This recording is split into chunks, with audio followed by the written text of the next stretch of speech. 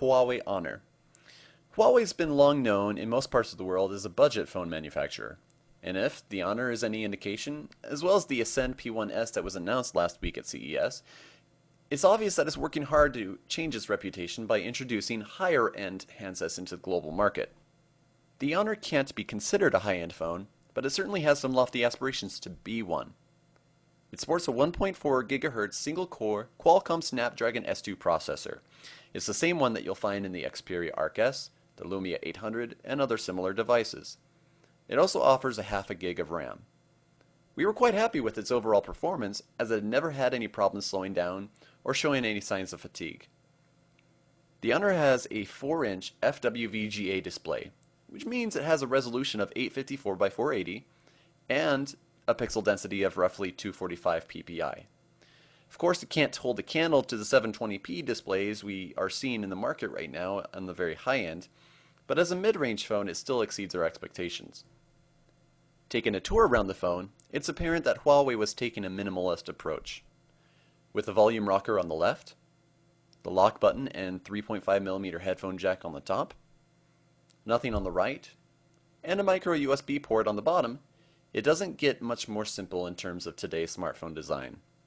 The front houses the standard 4 capacitive navigation keys as well as a 2 megapixel frontward facing camera, which of course is top of the line for even the high-end phones on the market today. On the back you'll find an 8 megapixel rear camera with LED flash and 720p HD video capture.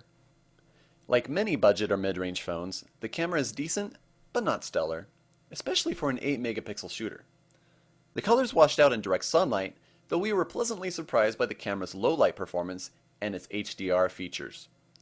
Video was slightly choppy, but it captured audio quite well.